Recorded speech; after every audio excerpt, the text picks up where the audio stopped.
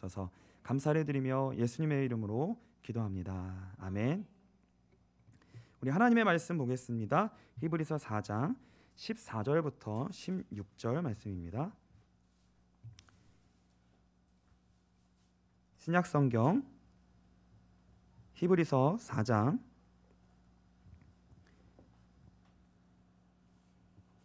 14절부터 16절 말씀입니다.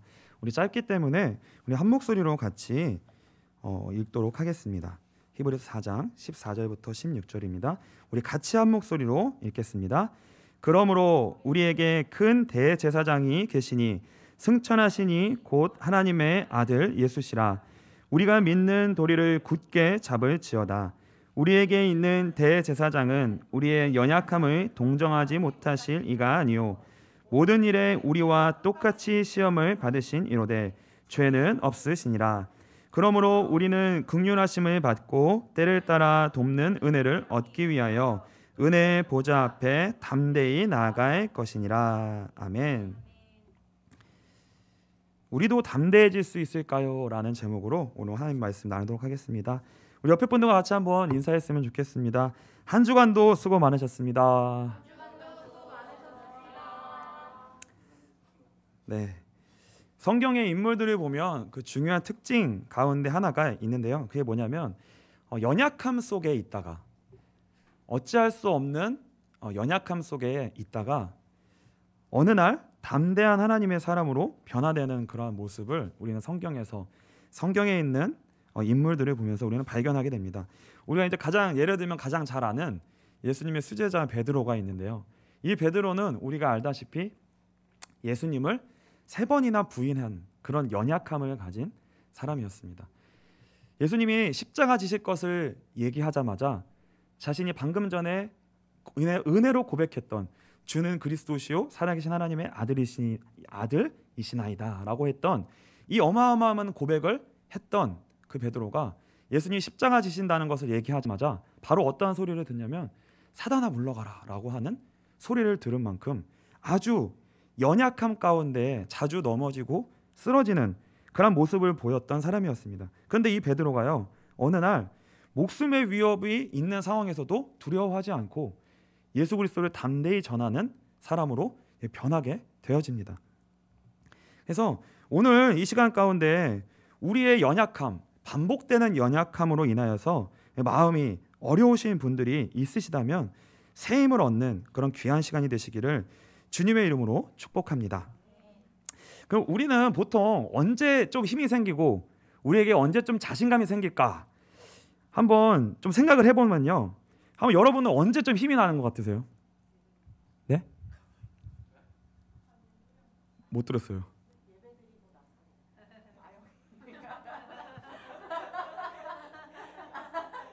거짓말. 막 이런 진짜겠죠. 저는 근데 지금 되게 그런 너무 벌써 그렇게 정답을 얘기하면 제가 설교를 할 수가 없어요. 아니 좀 아닌 얘기를 먼저 해야 할 수가 없어요. 좀 내려가야 돼요.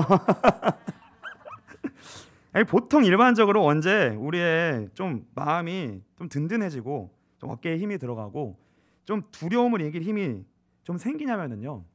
이럴 때 좀 생기는 것 같아요. 나에게 오늘 현실에 어떤 일이 닥쳤는데 그 일을 내가 해결할 수 있을 만한 능력이 나한테 있다고 느껴질 때, 이건 충분히 내가 할 수 있어.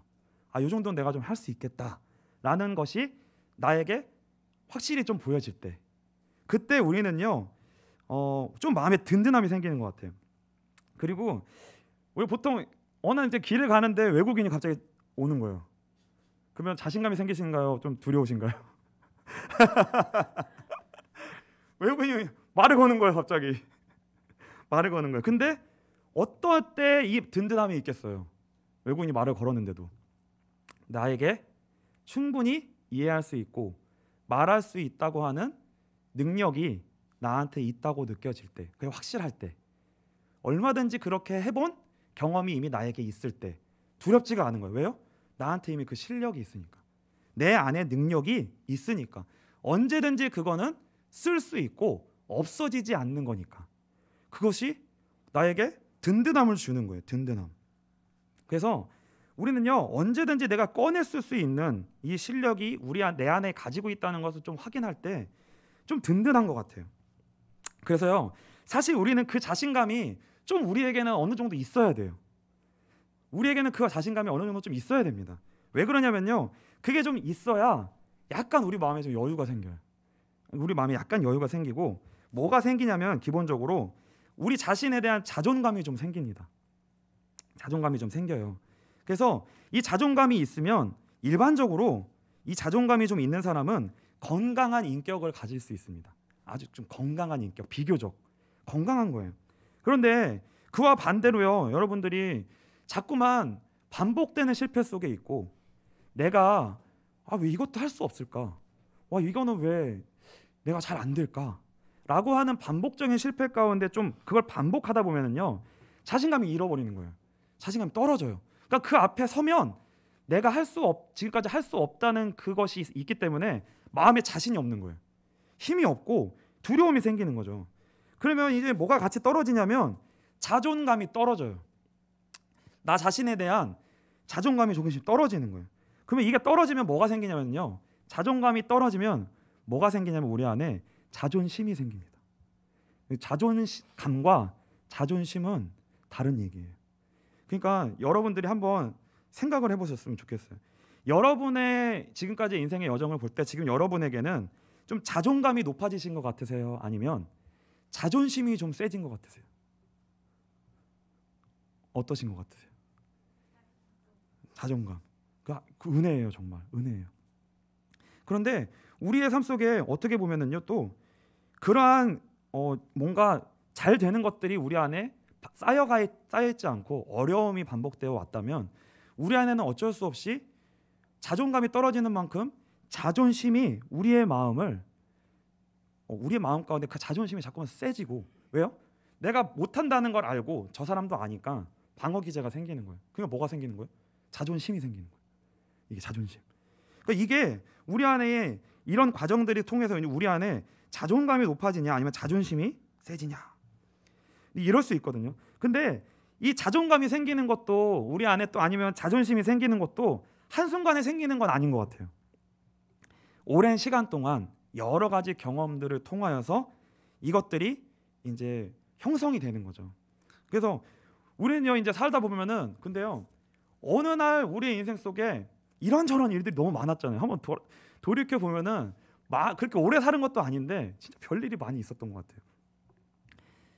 그 이번 주에 제가 친구들한테나 이렇게 좀 모바일로 청첩장을 보냈어요. 근데 어제 저녁에 전화가 왔는데 누구한테 전화가 왔냐면 중학교 동창한테 전화가 온 거예요. 중학교 동창한테 전화가 왔는데 그러니까 중학교 동창이니까 벌써 20년 전이에요. 20년 전. 20년 전 친구한테 전화가 왔는데 그 전화를 하는 순간 제가 이미 20년 전으로 갔더라고요. 그때의 기억이 너무 새록새록하고 그 친구나 저나 이미 그때의 마음으로 돌아가서 막 얘기를 하는데 시간이 가는 줄 모르겠는 거예요. 전화를 끊었는데 거의 1시간이 지난 것 같아요. 그냥 지난 것 같아요. 근데 그 얘기 속에서 무슨 일이 있었냐면 그동안에 우리가 많은 일이 있었구나. 정말 그동안에 많은 일이 있었구나. 그리고요 그 친구가 얘기하는 거를 보니까 이 친구가 너무 많이 변한 거예요. 정말 개구장이었고 너무나 지금 그때 생각하면 너무나 재밌고 철이 없던 친구였는데 지금 뭐라고 얘기하냐면요. 내가 지금 성당에 다녀 이렇게 얘기하는 거예요. 저 어렸을 때 막 전도하고 그랬었거든요. 근데 그때는 받지 않은 친구였어요. 근데 네가 나한테 그때 전도했던 거 다 기억나. 그러면서 근데 내가 지금 성당에 갔어. 근데 성당에 가서 앉았는데 그렇게 눈물이 나더라. 이러는 거예요. 이거 어떻게 이런 일이 있을 수 있냐. 그러니까 그것도 너무 감사한 거예요. 이 친구가 바로 복음을 듣고 교회로 올 수 있는 그러한 자리로는 오지 못했지만 그래도 뭔가 언저리에 오고 있구나. 그 얘기를 하는 게 뭐냐면 얘가 어떻게 이런 말을 할 수 있지? 그러니까 그간에 많은 뭔가 어려움과 일들을 겪으면서 사람이 달라진 거예요. 생각도 달라지고 말하는 것도 달라지고. 그래서 제가요 계속 웃긴 거예요. 얘가 무슨 이런 소리를 하지? 계속 웃긴 거예요.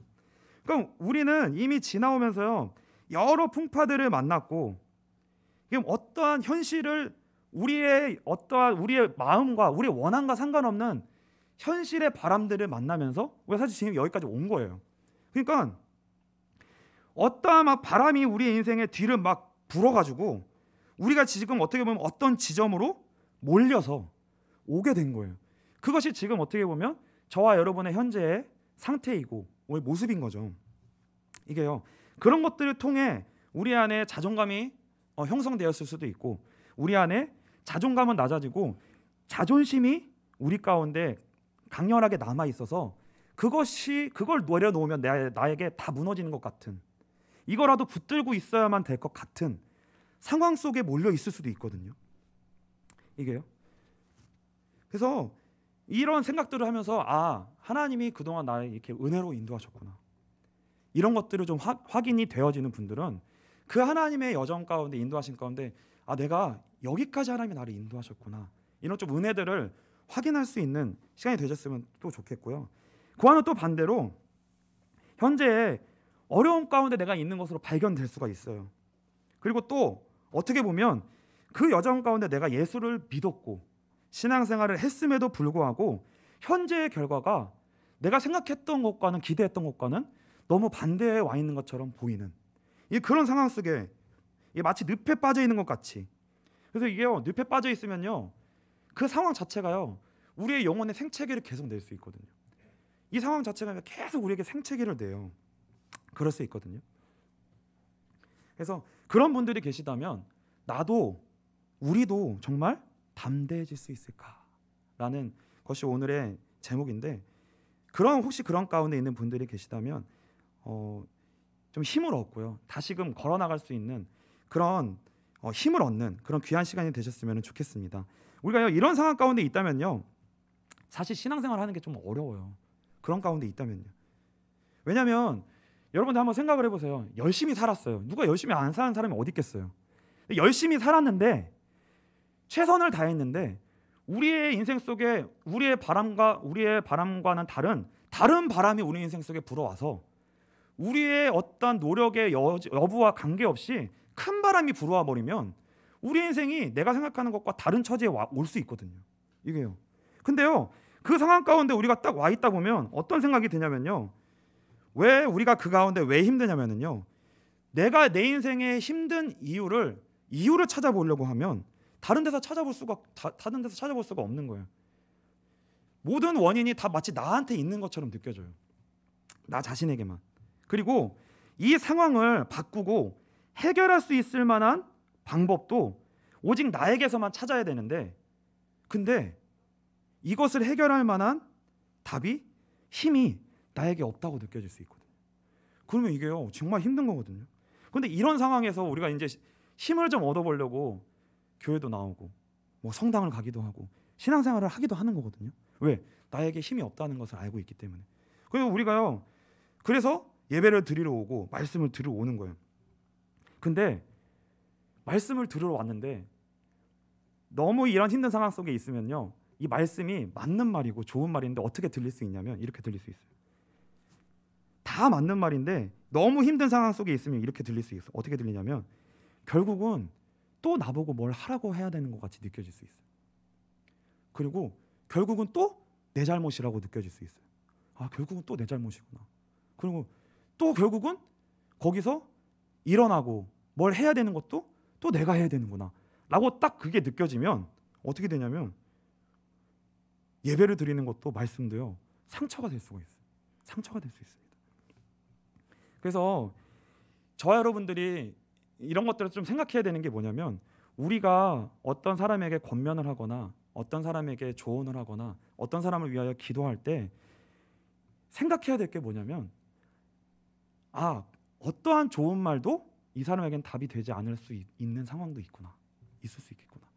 이거는 좀 우리는 생각해 봐야 됩니다. 그래서요, 아무리 좋은 권면이라도 오히려 그것이 너무나 맞기 때문에 그 아픈 부분이 더 건드려져서요, 이미 있던 상처가 덧날 수도 있어요. 덧날 수도 있습니다. 그래서 저는 좀 어떤 것들을, 안타까운 것들을 좀 봤냐면, 너무 힘든데, 그래서 좀 힘을 얻었으면 좋겠는데, 그래서 교회에 왔는데도 교회에 다니면서도 이 교회 안에서도 예수를 믿는 사람들 중에서도 뭔가 사이드로 밀려난 것처럼 보이는 사람들 있잖아요. 교회에서도 관심을 받지 못하는 것처럼 보이는 사람들. 왜요? 우리가 이제 그 갈라디아서를 배울 때 갈라디아서의 율법과 복음에 대해서 우리가 지금 배우고 있잖아요. 근데 이게 왜 우리한테 중요하냐면 우리가 사람을 볼 때요, 우리도 모르게 그렇게 사람을 볼 수 있을 때가 있어요. 우리도 모르게.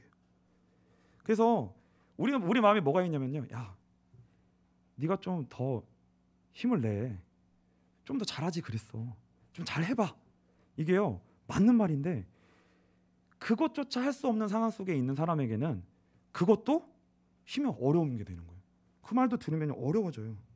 그래서요, 혹시 정말 내가 무엇을 조금이라도 할 수 있을 것 같은 그것이 없는 상황 가운데 힘이 없는 사람들도 있을 수 있거든요. 그런 분들에게요, 오늘 본문이 뭐라고 얘기하는 거냐면요, 이렇게 말씀하고 있습니다. 히브리서 4장 14절입니다. 히브리서 4장 14절 이렇게 말씀하고 있는 거예요. 그러므로 우리에게 큰 대제사장이 계시니 승천하시니 곧 하나님의 아들 예수시라.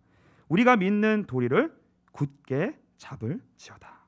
뭐라고 말씀하고 있냐면요, 우리에게 하나님이 무엇을 하라고 말씀하시기 이전에 무엇을 기억하라고 하시는 거냐면 우리에게 대제사장이 계신다.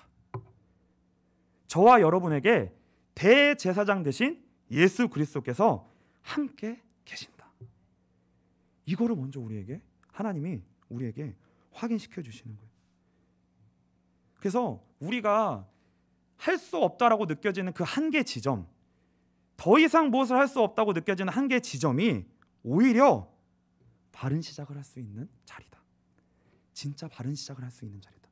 오히려 그 자리에서 우리에게 큰 대제사장이신 예수 그리스도께서 우리와 함께 계신다. 이것이 발견됨으로 말미암아 바른 시작을 할 수 있는 오히려 가장 축복의 자리가 될 수도 있다고 오늘 본문이요 말씀하고 있는 것입니다. 그래서 혹시 우리는요 항상 마음이요 좋을 때도 있고 나쁠 때도 있어요. 어제는 은혜가 있고 믿음이 있을 때도 있지만 하루아침에 믿음이 없어질 수도 있고 내가 할 수 없다고 느껴지는 마음이 올 수도 있어요. 이게요. 근데요, 혹시 여러분 가운데 지금 내가 뭔가 소망이 없고 내가 스스로 느낄 때 막다른 골목에 내가 온 건가? 라고 느껴질 수 있는데요. 그때가 바로 예수님이 우리에게 진짜 예수님으로 발견되고 확인될 때라고 지금 우리 본문이 우리에게 말씀해 주고 있는 거예요. 그래서 대제사장 되신 예수 그리스도가 우리와 함께 계신다는 것이 무슨 의미인지 그것을 오늘 같이 좀 확인했으면 좋겠습니다. 우리는요 예수를 믿는 것을 우리는 좀 어떻게 생각하냐면 이런 마음이 저 안에도 있는데 좀 이런 마음이 있는 것 같아요. 예수를 믿어서 우리가 자꾸만 위로 좀 올라갔으면 좋겠는 거예요. 예수를 믿기 때문에 내가 좀 자꾸 위로 올라가는 것이 좀 발견됐으면 좋겠어요. 이게요. 내려가고 싶은 사람이 어디 있어요? 내려가고 싶으세요? 예수를 좀 믿어서 내가 좀 위로 올라가고 있구나. 예수 때문에 내가 좀 위로 올라가고 있구나. 이걸 좀 우리는 확인하고 싶고 그것들을 통해 우리 안에 믿음이 생기고 좀 자신감이 생겨졌으면 좋겠는데요. 그걸 좀 우리는 발견해요. 확인하려고 할 때가 많아요. 근데 그런 경우도 많이 있습니다. 그런 경우도 많이 있는데 근데 그렇게 될 경우에는요. 어떠한 약점이 있냐면 우리가 오히려 제일 내려갈 수 있는 밑바닥에 내려가서요. 그 밑바닥에서 예수를 발견하게 되는 게요. 사실은 더 큰 복이에요. 왜냐하면 바른 출발을 할 수 있기 때문에. 바른 시작을 할 수 있기 때문에. 근데 정말 밑바닥으로 내려가서 거기서 예수를 발견하지 못한 채 그냥 위로 우리가 올라가잖아요. 그러면 얼마 올라가지도 못할 뿐더러 중간에 가다가 멀리 가지 못하고요. 무너질 수 있는 경우가 많이 있습니다. 우리 마태복음 7장 21절로 27절을 한번 같이 읽어보겠습니다. 마태복음 7장 21절부터 27절입니다. 제가 읽겠습니다. 나더러 주여 주여 하는 자마다 다 천국에 들어갈 것이 아니요 다만 하늘에 계신 내 아버지의 뜻대로 행하는 자라야 들어가리라. 그날에 많은 사람이 나더러 이르되 주여 주여 우리가 주의 이름으로 선지자 노릇하며 주의 이름으로 귀신을 쫓아내며 주의 이름으로 많은 권능을 행하지 아니하였나이까 하리니 그때 내가 그들에게 밝히 말하되 내가 너희를 도무지 알지 못하니 불법을 행하는 자들아 내게서 떠나가라 하리라. 그러므로 누구든지 나의 이 말을 듣고 행하는 자는 이 집을 반석 위에 지은 지혜로운 사람 같으리니 비가 내리고 창수가 나고 바람이 불어 그 집에 부딪히되 무너지지 아니하나니 이는 주추를 반석 위에 놓은 까닭이요 나의 이 말을 듣고 행하지 아니하는 자는 그 집을 모래 위에 지은 어리석은 사람 같으리니 비가 내리고 창수가 나고 바람이 불어 그 집에 부딪힘에 무너져 그 무너짐이 심하니라. 우리가 잘 알고 있는 본문이에요. 우리가 집을 지을 때 누가 모래 위에 집을 짓겠어요? 모래 위에 집을 지으면 어떻게 돼요? 근데 희한한 게 뭐냐면 모래라고 하는 기초가 없는 것 위에 이상하게 집이 지어진다는 거예요. 믿지 아니하는 사람들의 인생이 모래 위에 집을 짓는 인생과 같은데 희한하게 집이 지어진다는 거예요. 집이 지어져요. 안 세워지고 무너져야 되는데 그래서 집이 지어진다니까요. 이게요. 근데 중요한 게 뭐냐면 높이 지을 수도 없고 중간에 문제가 오거나 바람이 불거나 상수가 오면 어떻게 된다고요? 무너진다는 거예요. 무너진다는 거예요. 그러니까 이게 무엇을 의미하는 거냐면요. 우리의 인생이 우리 자신에게 속한 힘, 아까 얘기했듯이 내 안에서 발견되어지는 자신감, 내가 할 수 있는 무엇으로 그것이 기초되어 우리의 인생이 뭔가 세워진다고 한다면 세워질 수 있지만 그 인생은 뭐예요? 기초가 모래 위에 세워진 집이기 때문에 그 모래라는 게 뭐냐면 우리 자신이라는 거예요. 그러니까 우리 자신의 능력과 힘이 닿는 순간 우리 애가 세운 인생도 사실은 같이 무너질 수밖에 없다는 거죠. 같이 무너질 수밖에 없다는 거죠. 그러니까 사실 우리의 인생이 그러한 인생을 향하여 자꾸만 싸우려고 애쓰기보다 오히려 완전히 우리의 힘으로 세워지는 그 인생이 세워질 수 없는 것을 온전히 발견하고 그것으로 더 이상 세워지는 것이 아니라 더 이상 무너지지 아니하는 기초, 대제사장 되신 예수 그리스도가 우리의 인생 속에 발견되므로 그분으로 말미암아 우리의 인생이 시작할 수 있는 그 바른 시작이 우리에게 되어질 수 있는 그 과정만 될 수 있다면, 그 과정만 될 수 있다면 우리 인생의 어려움처럼 보이고 한계처럼 보이고 무너질 수 있는 그것이 복이 될 수 있다는 거예요. 복이 될 수 있다는 거예요. 그래서 여러분들이 다시 한번 생각을 해보세요. 여러분에게 지금 힘이 있다면, 그 힘이 여러분들에게 자신감이 있다면 그 진짜 힘과 자신감의 근원이 무엇인가? 여러분들이 지금 힘이 있다면 그게 진짜 무엇으로 말미암은 것인가? 생각해 볼 필요가 있다는 거예요. 근데요, 그 근원이 그리스도가 아니라 여러분 자신으로 말미암은 힘이라면 그것은요 반드시 흔들릴 수밖에 없고, 그게 흔들릴 때 우리 인생도 다 흔들린다는 거예요. 이사야 40장 6절로 8절입니다. 이사야 40장 6절로 8절이에요. 이사야 40장 6절로 8절입니다. 이것도 너무나 우리가 잘 아는 구절이에요. 제가 읽겠습니다. 말하는 자의 소리여 이르되 외치라. 대답하되 내가 무엇이라 외치리이까 하니 이르되 모든 육체는 풀이요 그의 모든 아름다움은 들의 꽃과 같으니 풀은 마르고 꽃이 시듬은 여호와의 기운이 그 위에 불미라. 이 백성은 실로 풀이로다. 풀은 마르고 꽃은 시드나 우리 하나님의 말씀은 영원히 서리라 하라. 뭐라고 말씀하고 있냐면 모든 육체는 풀이요 그의 모든 아름다움은 들의 꽃과 같다. 이렇게 말씀하고 있습니다. 그리고요, 이 풀과 꽃은 반드시 시들게 되는데 왜 시들게 되냐? 여호와의 기운이 그 위에 분다는 거예요. 여호와의 기운이 그의 인생 속에 불어서 마르고 시들 수밖에 없는데 그 풀은 마르고 꽃은 시드나 우리 하나님의 말씀은 영원히 서리라 하라.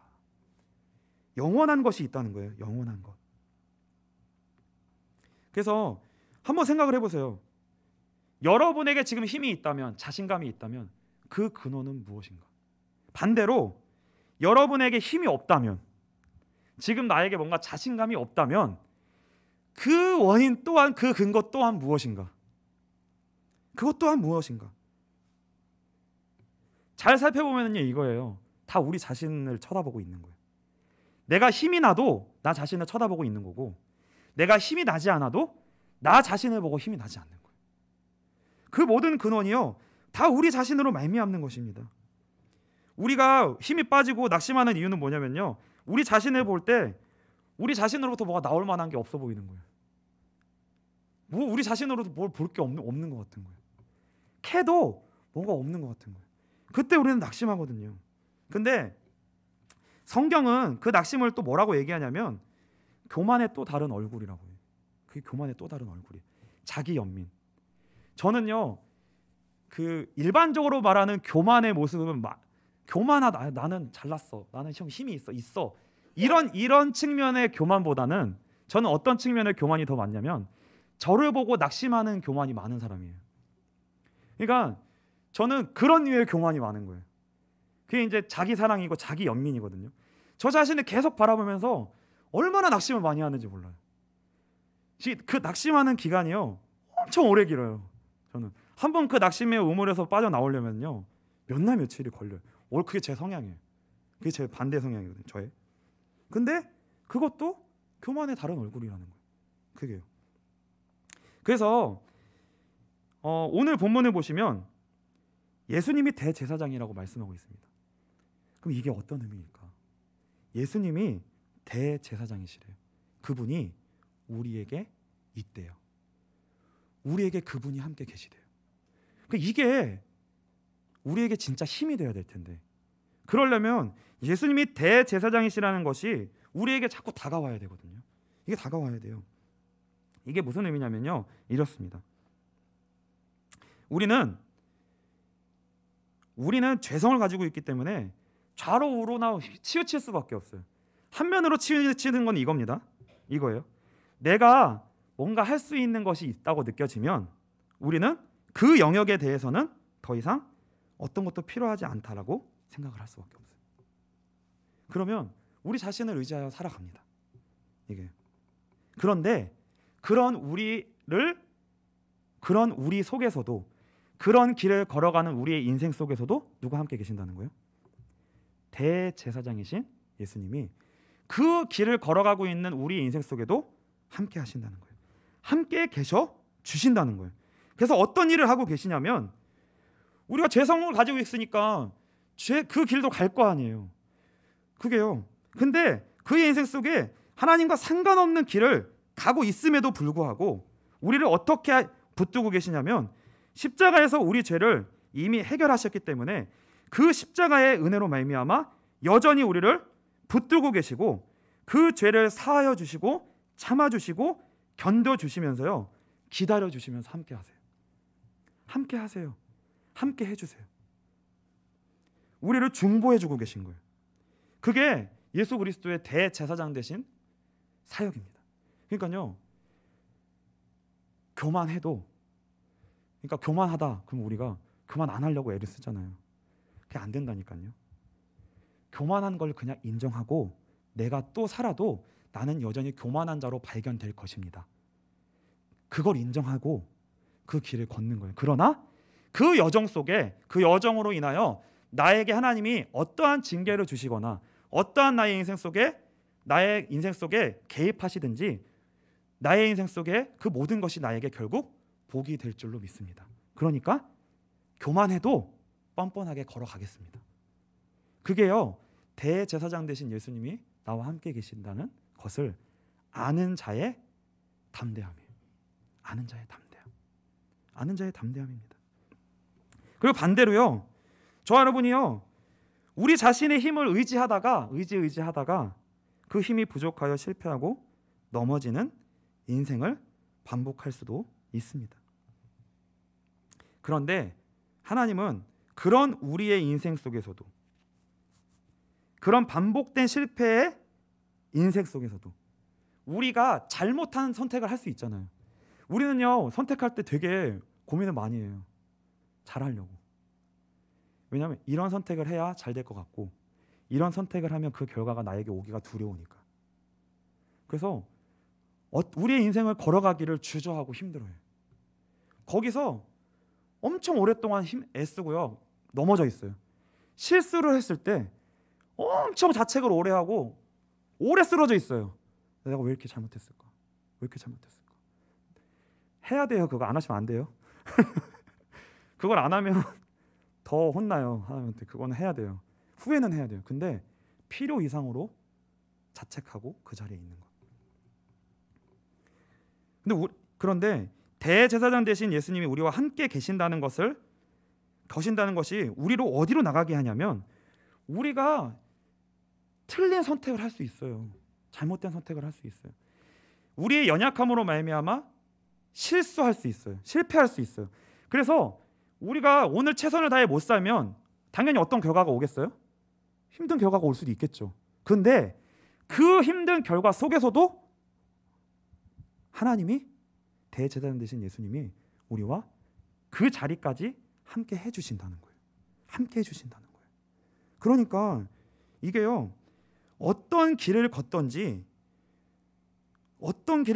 그 자리 끝에도 예수님이 여전히 우리와 함께 계셔서 우리를 붙들어 주신다고 하는 것, 이것을 우리가요 확인하는 거예요. 이게요, 대제사장 되신 예수님이 우리와 함께 하신다는 것입니다. 로마서 8장 31절로 37절을 한번 같이 읽겠습니다. 어플이 있으신 분들은 좀 같이 찾아도 좋을 것 같아요. 지금 이게 안 나오기 때문에. 로마서 8장 31절로 37절입니다. 이렇게 돼 있어요. 그런즉 이 일에 대해 우리가 무슨 말하리요? 만일 하나님이 우리를 위하시면 누가 우리를 대적하리요?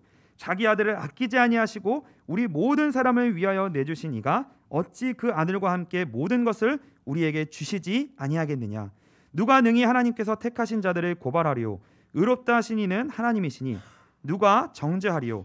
죽으실 뿐 아니라 다시 살아나신 이는 그리스도 예수시니 그는 하나님 우편에 계신 자요 우리를 위하여 간구하시는 자신이라. 34절에 말씀하고 있는 이 말씀이 뭐냐면, 예수님이 우리의 대제사장이 되신다는 거예요. 그분이 보호자 우편에서 뭐 하신다고요? 계속 우리를 위하여 간구하신다고요. 그렇기 때문에 35절입니다. 누가 우리를 그리스도의 사랑에서 끊으리요? 환난이나 곤고나 박해나 기근이나 적신이나 위험이나 칼이라.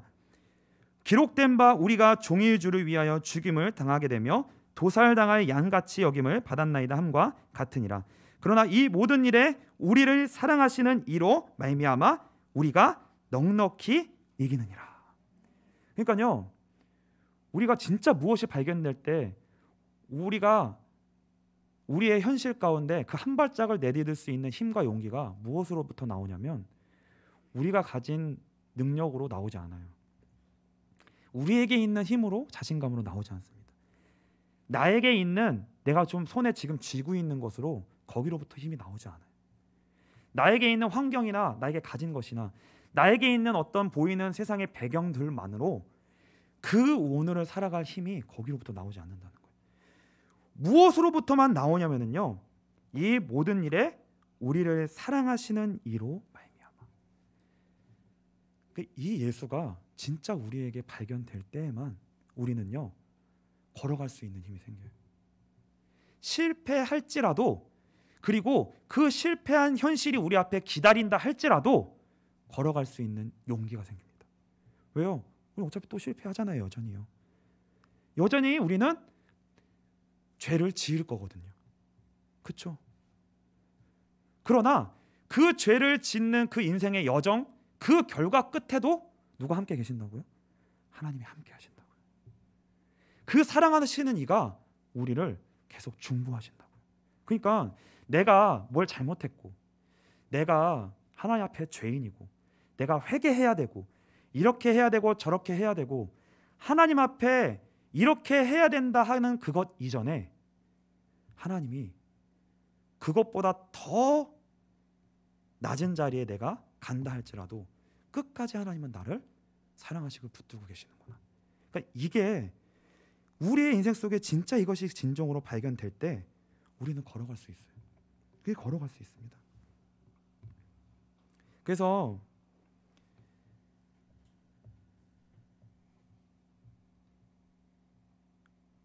예수를 믿는다는 건 이런 것 같아요. 우리는 이렇게 생각할 수 있거든요. 예수를 믿으면 우리는 죄인이니까 뭔가 하나님은 우리를 계속 낮추시기만 하시는 분이라고 느껴지시는 분이 있을 수도 있어요. 나를 계속 낮추시는구나, 계속 때리시는구나, 잘되게 안 하시는구나, 뭔가 막 계속 나를 낮아지기만 하시는구나 라고 생각하는 경우가 있을 수 있거든요. 그리고 또 어떤 분들은 예수를 믿으면 안 되는 것에서 잘 되게 해주시는 분이구나 라고 생각하시는 분들도 있을 수 있어요. 예수를 믿으면 정말 안 되던 것이 예수를 믿으면 된다. 그렇죠? 근데 이게 양극단이에요. 근데 예수를 믿는다는 거는 그것도 말이 되지만 예수를 믿는다는 거는 이런 것 같아요. 대제사장 대신 예수 그리스도께서 우리와 함께 하신다는 것이 진짜 예수를 믿는다는 것에 중요한 의미가 되는 것 같은데, 저는 어떻게 느껴지냐면 이거예요. 예수를 믿는다는 건 이런 겁니다. 우리 자신에게 속한 것은 더 이상 끝이라는 선언이에요. 십자가, 예수를 믿는다는 거. 그러니까 이거는 안 된다는 것을 되게 한다라는 의미도 좀 아니고, 하나님은 우리를 계속 교만한 우리를 낮추시기만 하신다라는 것도 좀 달라요, 뉘앙스가. 이건 어떤 의미냐면 이렇게 되는 겁니다. 십자가의 능력이 우리에게 역사하면 어떠한 일이 벌어지냐면, 여러분에게 지금 능력이 있어요. 근데 그 능력이 여러분에게 있어도 더 이상 여러분이 그것을 의지하지 않을 수 있게 되는 거예요. 여러분에게 그 능력이 있어도, 여러분에게 여러분 자신에게 힘을 줄 만한, 자신감을 줄 만한 능력이 있어도 그게 나의 인생의 근원이라고 여기지 않게 되는 거예요. 더 이상 무엇을 근원이라고 여기게 되는 거예요? 하나님만의 근원이라고 여기게 되는 거예요. 그리고요, 또 여러분에게 지금 내가 능력이 없어서 분명히 낙심해야 돼요, 지금. 근데 낙심하지 않을 수 있게 되는 거예요. 낙심하지 않을 수 있게 되는 거예요. 왜요? 더 이상 우리 자신이라고 하는 것에 더 이상 근원을 두지 않고 예수 그리스도께서 우리와 함께 계신 그것이 우리의 근원임을 발견하게 되면 우리 자신에게서 자유하게 되는 거예요. 우리 자신의 어떠함에서 자유하게 되는 거예요. 그러니까 이게 십자가의 능력입니다. 이게 십자가의 능력이에요. 그래서 예수님은, 하나님 우리에게 뭐라고 말씀하시냐면, 우리 자신에 대해서 이제 좀 손을 떼면 좋지 않겠니? 우리 자신에 대해서. 잘해도 우리 자신이고 못해도 우리 자신이잖아요. 우리 자신에 대해서 좀 손을 떼고 예수 그리스도를 좀 바라보지 않겠니? 이제 이렇게 될 때 우리가 어떠한 자리로 나아가는 거냐면, 포도나무이신 예수 그리스도께 접붙임 될 수 있는, 오직 하나님께서만 주시는 은혜로 말미암아 계속해서 공급을 받을 수 있는 하나님의 자녀로서의 대상이 될 수 있다는 거예요. 은혜를 사모할 수 있는 자들. 그래서 이제 결론을 좀 맺을 텐데요.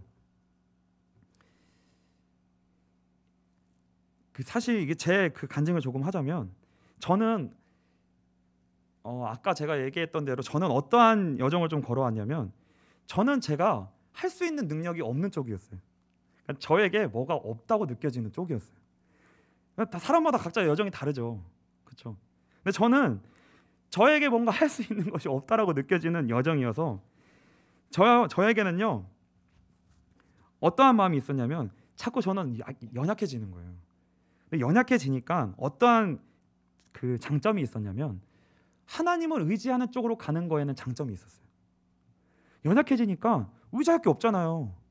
그러니까 저는 악착같이 하나님의 은혜를 구하는 데에서는 되게 강점을 가졌어요. 누구보다도 절실하게 하나님을 구했어요.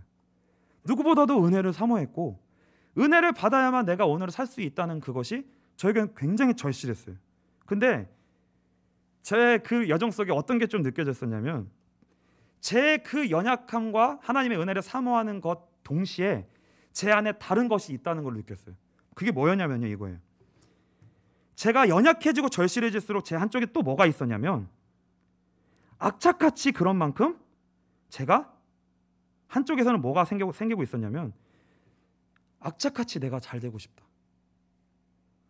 악착같이 내 인생이 세워졌으면 좋겠다. 악착같이 반대쪽에서는요, 내 의가 사라졌으면 좋겠다고 하는 내 의에 대한 바람이 한쪽에서는 동시에 자라고 있는 거예요. 연약해질수록.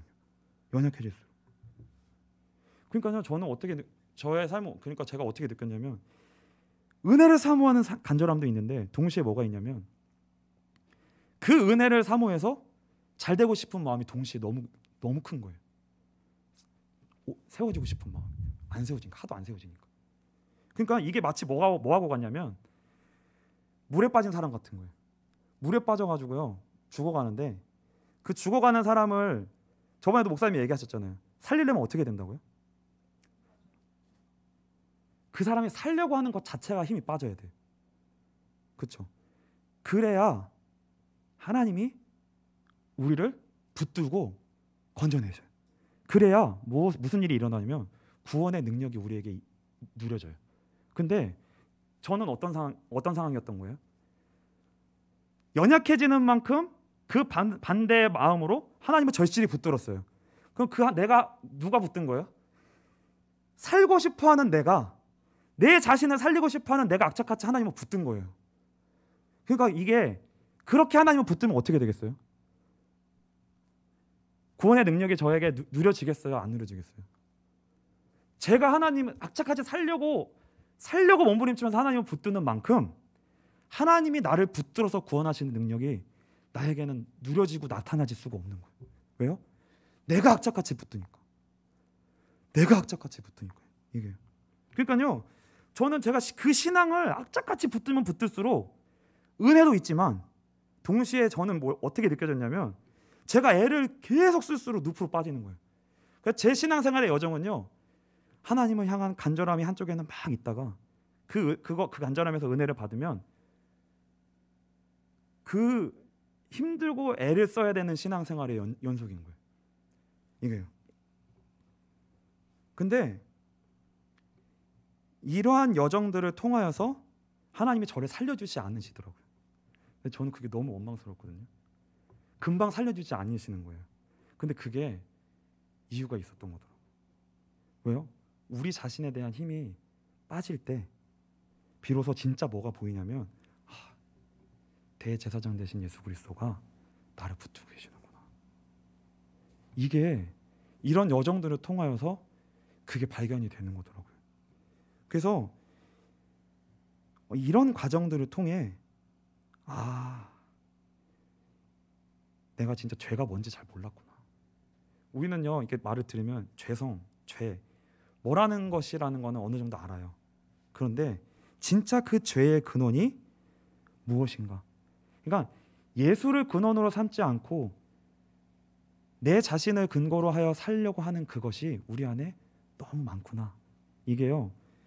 이것이 우리 인생 속에 너무 깊으니까 쉽게 우리의 신앙생활의 여정이 풀리지 않는 거였더라고요. 그래서 혹시 여러분들 가운데 모르겠어요. 내가 예수를 믿고 교회를 다니고 있지만 그 안에서 어려운 과정, 뭔가 풀 수 없는 과정 속에 반복되는 한계 속에 있는 분들이 있을 수 있어요. 근데 기독교 신앙은 역설이거든요. 가장 어려운 것처럼 보이는 그 자리에 그 여정이 너무 자꾸 힘든 것처럼 보이는 여정이지만 그 끝의 여정에 하나님이 우리의 힘을 빼시고 항복을 받아내시는 여정이 우리 가운데 이루어진다면 그 끝에 진짜 뭐가 발견되냐면 진짜 예수가 발견돼요. 진짜 예수가 발견돼요. 그러니까요, 이 예수가 반드시 우리와 함께 계시고 그것이 발견될 거기 때문에요. 이 여정 가운데 어렵고 힘들다 할지라도요, 이 여정을 계속 걸어가시라고, 이 여정을 계속 힘내서 걸어가시라고. 나아가시라고 하나님이 그렇게 말씀하시는 거예요. 이렇게 말씀하시는 거예요. 대제사장이신 예수가 우리와 함께 계신다. 그래서 오늘 뭐라고 말씀하고 있냐면 이렇게 말씀하고 있습니다. 히브리서 4장 14절부터 16절을 보시면 그러므로 우리에게 큰 대제사장이 계시니 승천하시니 곧 하나님의 아들 예수시라. 우리가 믿는 도리를 굳게 잡을지어다. 우리에게 있는 대제사장은 우리의 연약함을 동정하지 못하시리가 아니요 모든 일에 우리와 똑같이 시험을 받으신 이로되 죄는 없으시니라. 그러므로 우리는 긍휼하심을 받고 때를 따라 돕는 은혜를 얻기 위하여 은혜의 보좌 앞에 담대히 나아갈 것이니라. 우리에게 대제사장이 계십니다. 그분은 우리의 연약함을 아시는 분이에요. 우리의 이런 과정들을 다 아시는 분이시고요. 우리의 그 여정 가운데 함께 계셔 주시는 분이세요. 함께 계셔 주시는 분입니다. 그래서 우리는 긍휼하심을 받고 때를 따라 돕는 은혜를 얻기 위하여 은혜의 보좌 앞에 담대히 나아갈 수 있는 담력을 얻을 수 있게 돼요. 여러분들에게 이 담력이 생길 수 있게 되시기를 주님의 이름으로 축복합니다. 이 은혜가 우리에게 예비되어져 있습니다. 그래서 여러분들 주위에요, 이런 길을 걷고 있는 사람들이 있다는 것을 항상 기억하셔야 돼요. 내가 생각하는 것보다 더 어려운 여정 가운데 있는 분들이 있을 수 있어요. 내가 볼 때 왜 그냥 의지를 내서 좀 하면 될 텐데 왜 쟤 안 될까? 우리 이렇게 생각할 수 있거든요. 근데 그 사람이 이런 여정을 겪고 있을 수 있다는 걸 기억하셔야 돼요. 이걸 반드시 기억하셔야 됩니다. 욥과 같은 여정 가운데 있는 사람들이 우리 주변에 있을 수 있다는 것을 기억하셔야 돼요. 그래서 욥의 친구들이 욥을 보고 뭐라고 했냐면, 야, 너 다 네 잘못이잖아. 너가 잘못해서 그렇게 된 거야. 그럼 너가 회개해. 아니면 네가 잘못했다고 인정해.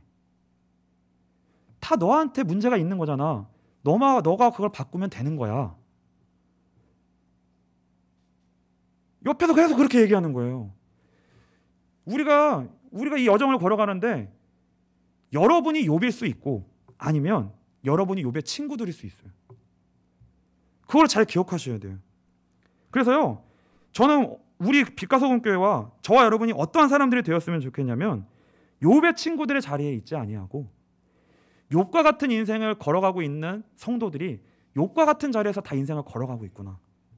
그래서 욥의 친구들처럼 얘기하고 바라볼 것이 아니라 대제사장 되신 예수 그리스도와 같이 그 여정 속에 함께 들어가서 그 실패 여정에 같이 동참하고 끝까지 같이 함께 있어주면서 그의 인생을 다시 일으켜줄 수 있는 자리로 하나님이 우리에게 그 은혜를 주시잖아요.